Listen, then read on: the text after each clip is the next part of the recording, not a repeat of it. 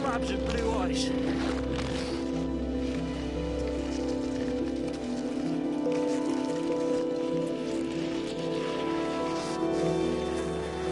It's incredible to think that we're actually standing on an ocean, the Arctic Ocean, and below us, just a few feet below, is the sea, which is, you know, hundreds of meters deep.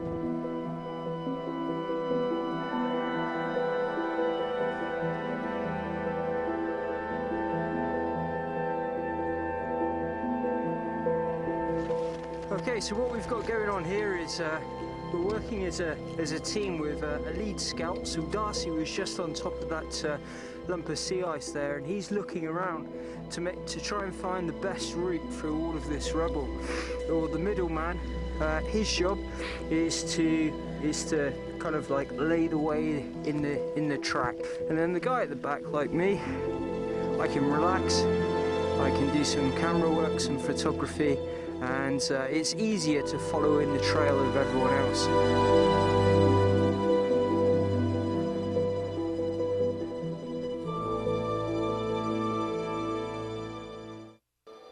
Welcome back to Philippines Uncut. I'm your host, Buddy Canana. Tonight's topic is conquering the North Pole on foot with Filipina adventure explorer and hero Sam Pimentel. Sam, welcome back to our third final segment.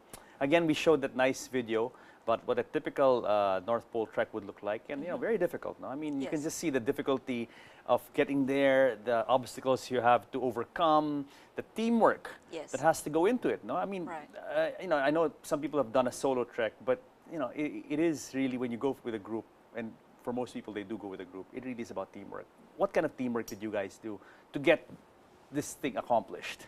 Yeah.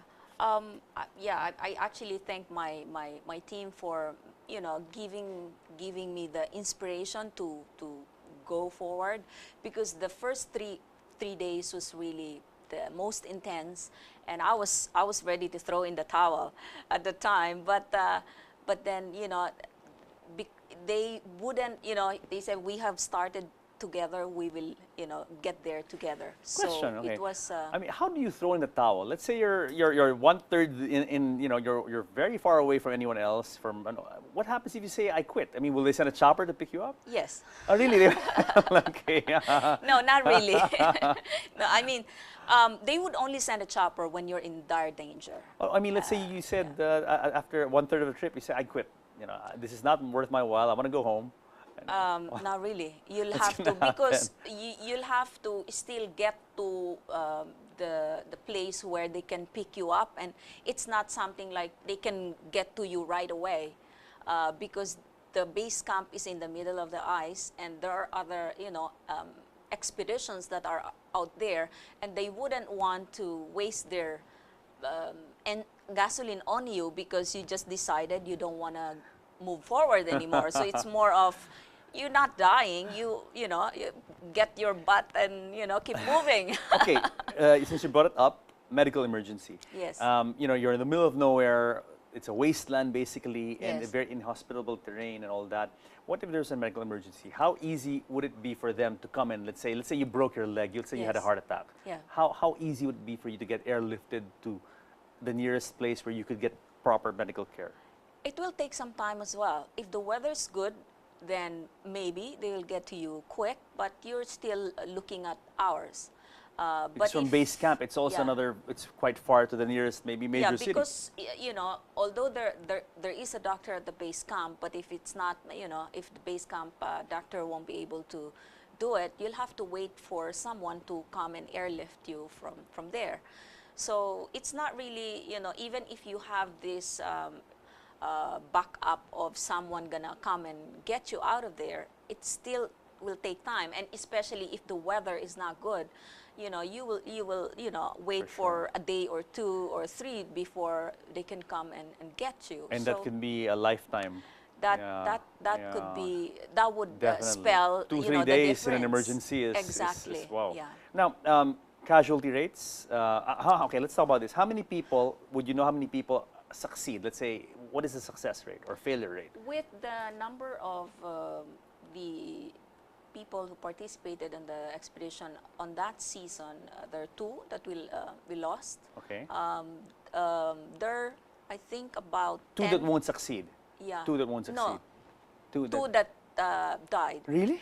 But there was there were, I think, 10 expeditions. It's a groups, different groups for the season, for example, and maybe 3, 4 will not be able to reach it. So 3 or 4 out of 10. Yeah. So we're talking about easily 60% success, 40% failure. Could be 50-50 like that. Could be 50-50. You really cannot predict that you can get there. So that's why when I hear people, oh, we're gonna get there. I mean, these people that I went to, I mean, these are the hardcore Absolutely. expedition Absolutely. group, but yet they cannot guarantee that you can get there. It's also they luck, don't even no? tell you. Yeah. Luck plays one of the biggest part of it. Because if the weather is in your favor, then you will reach it. If And as it's you not, said, the pole actually moves, no? Yes. So, you know, I mean, while it could be easier for some groups to reach it now, that same route could not be the same route for another group, no? Because it moves. exactly. Yeah, it moves.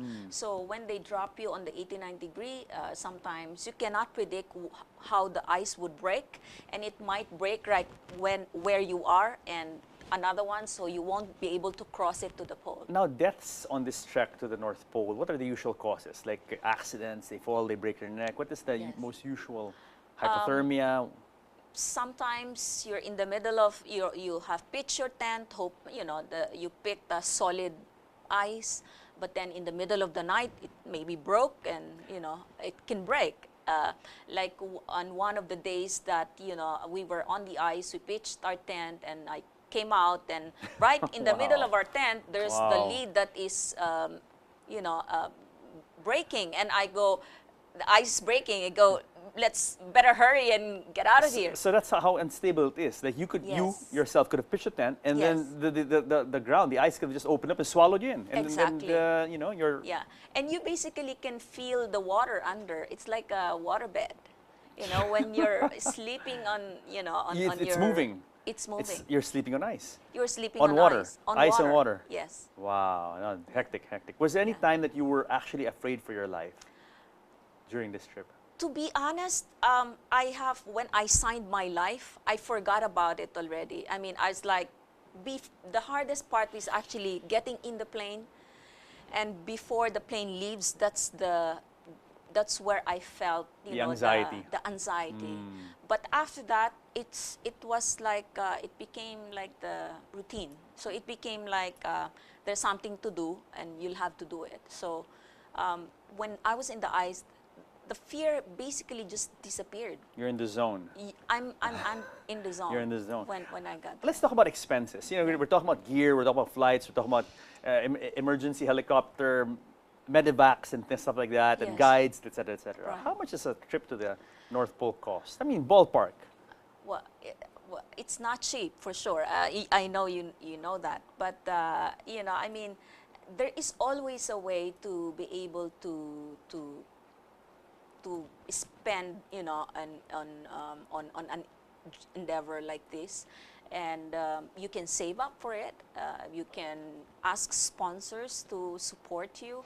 So there are ways, and so I mean, with that you can basically do it on your own as well. So you really just have to save up for it. Yes, Yeah, yes. if you really want to. We have some photos of you actually reaching the North Pole, and we're going to Yes. show them now.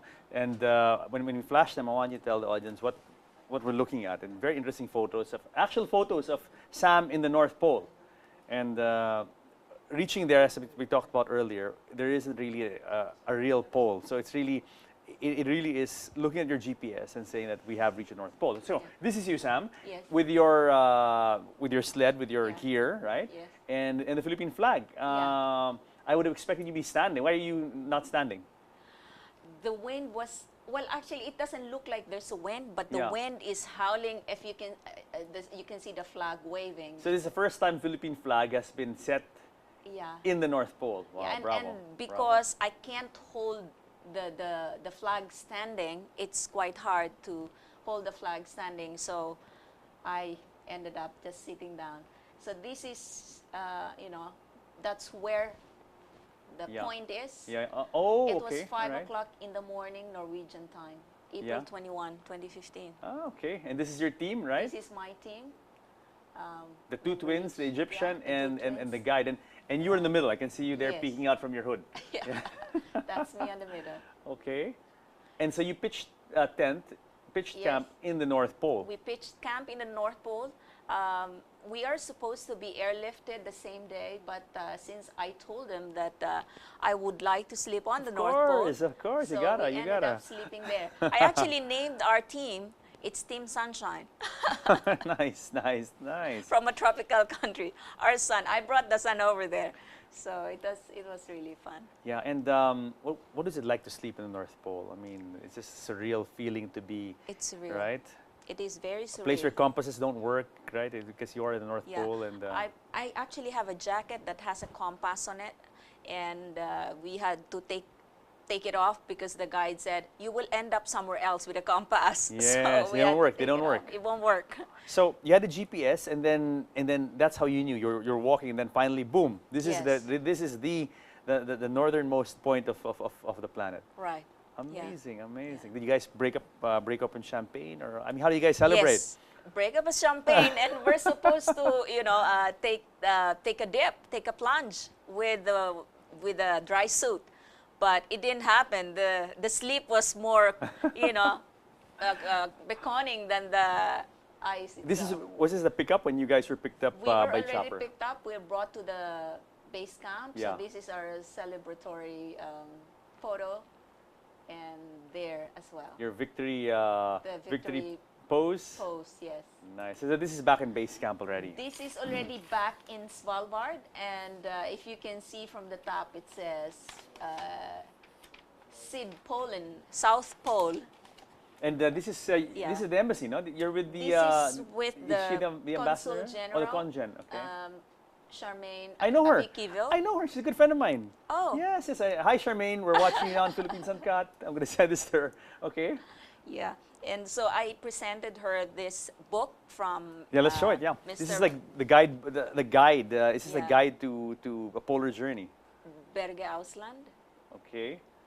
All right. So this actually helped me to be in the right frame of mind. I actually read this book from 10 o'clock to 4 o'clock in the morning, just so I would get into that frame of mind. Who is this gentleman again? Mr. Ausland? He's a hero. He's Yeah. a national hero of Norway, and It's you know, dedicated, huh? he's dedicated, of course, and he told me to just leave the fears behind. And I told him what he asked me, what is this trip about for you? And I said, it's actually like going to the moon. And so he knew how my anxiety and all that. So this book really Bravo. helped me Bravo. to get into the frame. Unfortunately, we've come to the end of our show. So many things I want to ask you, but maybe we can have you next time we talk about in preparation for your next challenge, which I understand is the South Pole, what you're Yes. planning to do.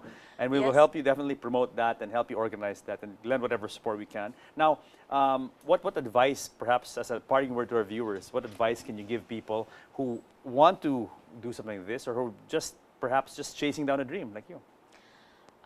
To really believe it, to really go there, to prepare mentally. It's not really it's a physical challenge, but you can get there with your mental fitness. You can overcome everything. You really have to believe it, and it's not really just. And if you have the chance to do it, you gotta take it. You have to do it because you definitely. only have one life to live, and there's no coming back. So at least you will serve as an inspiration, especially for our country. I was looking for someone who have done this sort of journey, but there's no one that I can find. So I said, I have the chance, so I should do it. Very nice. And I very was nice. very, I was very lucky to be able to get there and be Bravo, successful. bravo. Well, congratulations and very inspiring story. And not just especially to Filipinas, who can see and imagine the first Filipino to reach the North Pole is a Filipina. Thank you. Bravo, and good luck in your future endeavors, especially the South Pole. We Yes. will join you for that trip, definitely, and support you and help you succeed. Thank you. Thank you so much. Thank you. Guys, I hope you enjoyed tonight's show on Conquering North Pole. Join us again next week here in Philippines Uncut, where we talk about what matters to you guys, because you guys matter the most. See you next week.